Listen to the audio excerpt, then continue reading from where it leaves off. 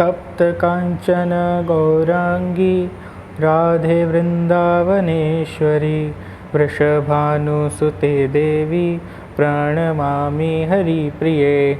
हरे कृष्णा दोस्तों, आप सभी का हार्दिक अभिनंदन है आपके अपने चैनल सनातन चर्चा पर। आज से कुछ ही दिन पूर्व आप सबने श्री कृष्ण जन्माष्टमी का महापर्व मनाया है।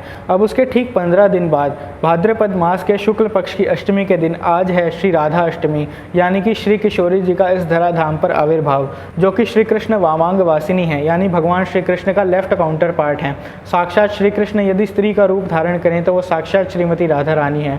वह मूल प्रकृति हैं और आदि शक्ति हैं। उन्हीं श्री राधा रानी के विषय में आज हम थोड़ा सा चर्चा करने का प्रयास करेंगे। यूँ तो हमारी योग्यता इतनी नहीं है कि हम श्री किशोरी जी का व्याख्यान कर सकें, किंतु भक्तों के श्री चरणों का आश्रय लेकर जैसा उन्होंने हमें सुनाया वैसा ही यथारूप आपके समक्ष प्रकट करने का प्रयास करेंगे। तो आइए श्री किशोरी जी की प्राकट्य लीला के विषय में चर्चा करते हैं। जब श्री राधा रानी को गोलोक से इस धरती पर प्रकट होना था तो उन्होंने भगवान श्री श्याम सुंदर के सम्मुख 3 शर्तें रखी, जिनमें से पहली शर्त ये थी कि इस धराधाम पर श्री राधा रानी का निज धाम वृंदावन होना चाहिए, साथ ही साथ इस धराधाम पर गिरिराज गोवर्धन जी होने चाहिए, और तीसरी शर्त ये थी कि इस धराधाम पर यमुना महारानी का प्रभाव भी होना चाहिए। तब भगवान श्री कृष्ण ने उनकी इन तीनों शर्तों को मानकर श्री वृंदावन धाम को, श्री गिरिराज गोवर्धन जी को और श्रीमती यमुना महारानी को इस धरती पर प्रकट किया। तत्पश्चात भगवान श्री कृष्ण और राधा रानी इस धरती पर प्रकट हुए। क्या आप सब जानते हैं कि श्री राधा रानी जी का प्राकट्य बरसाना धाम में नहीं हुआ था? बरसाना धाम के आप में से कई सारे भक्तों ने दर्शन किए हैं। राधा रानी की अटारी के और श्री राधा रानी जी के महल के भी दर्शन आप सब ने किए होंगे। लेकिन आप क्या जानते हैं कि श्री राधा रानी बरसाना बाद में आई थी? उनका प्राकट्य बरसाना धाम में नहीं अपितु रावल ग्राम में हुआ था। राधा रानी के बाबा महाराज वृषभानु जी को वह कमल के पुष्प के ऊपर प्राप्त हुई थी, और वह कमल का पुष्प बहुत ही बड़ा और सहस्त्र पंखुड़ियों वाला था। जब वृषभानु महाराज जी को वह सुंदर कन्या प्राप्त हुई तभी वहाँ पर ब्रह्मदेव प्रकट हुए, और ब्रह्मा जी ने उन्हें बताया कि ये साक्षात संसार की आदि शक्ति हैं, जो कि उनकी पुत्री के रूप में प्रकट हुई हैं, और उन्हें कहा कि वह इनका अच्छे से लालन पालन करें। तब इसके बाद बाबा वृषभानु ने कीर्तिदा मैया को इस पुत्री को सौंप दिया और इनका नाम रखा गया राधा। अब जो ये श्री राधा रानी जी प्रकट हुई हैं, ये ऐसी बालिका थी कि जिनके नेत्र भी नहीं खुले थे और ना ही ये कुछ सुनती थी और ना ही कुछ बोलती थी। अपनी इस लाली की ऐसी दशा पर बाबा वृषभानु और कीर्तिदा मैया अत्याधिक चिंतित थे, और उस समय में पूरे ब्रजमंडल में कंस नाम के दैत्य का भय व्याप्त था, और अपनी पुत्री की उससे रक्षा करने के लिए बाबा वृषभानु उन्हें लेकर बरसाना की ओर चले गए। वहां पर जाके वे बरसाना के मुखिया बन गए, और एक दिन वहां पर महर्षि नारद जी किशोरी जी के दर्शन प्राप्त करने के लिए आए। और जब उन्होंने बाबा वृषभानु से पूछा कि आपके यहाँ क्या कोई संतान का जन्म हुआ है, तब वृषभानु जी ने अपने पुत्र श्री दाम सखा को आगे कर दिया।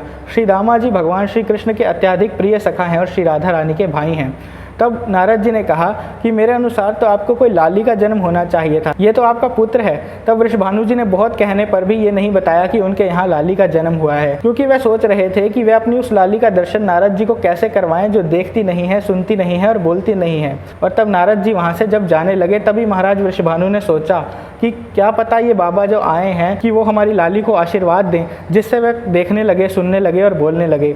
तब उन्होंने नारद जी को बुलवाया और उन्हें बताया कि जी हाँ, हमारे यहाँ पर भाद्रपद के शुक्ल पक्ष की अष्टमी के दिन एक किशोरी का प्राकट्य हुआ है। और जब वह किशोरी जी के गर्भगृह में उन्हें लेकर गए, जहाँ पालने में श्री जी लेटी हुई थी, और नारद जी ने उनका दर्शन किया तो वह भाव विहल होकर मूर्छित हो गए, और जैसे ही उनके नेत्र खुले तब श्री राधा जी ने उन्हें अपनी अष्ट सखियों के साथ दर्शन दिए। श्री राधा रानी की अष्ट सखियों के नाम क्या आप जानते हैं? श्री ललिता जी, श्री विशाखा जी, श्री चित्रा सखी, श्री इंदुलेखा सखी, श्री रंग देवी सखी, श्री सुदेवी सखी, और इस प्रकार से श्री किशोरी जी की अष्ट सखियां हैं, जिनके साथ श्री राधा रानी ने नारद मुनि को दर्शन दिए, और साथ ही कहा कि ये दर्शन अति शीघ्र ही लुप्त हो जाएंगे, अतः इन दर्शनों को शीघ्र अति शीघ्र अपने हृदय में बसा लीजिए। तब नारद जी ने उन दर्शनों को अपने हृदय में बसाया, और उसके बाद अनेक स्तुतियां करते हुए वहां से जाने लगे।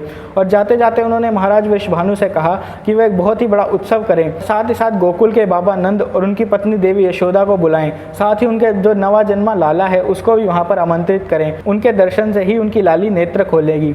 तब वहाँ पर बाबा वृषभानु ने बहुत ही बड़ा उत्सव किया अपनी किशोरी के प्राकट्य का।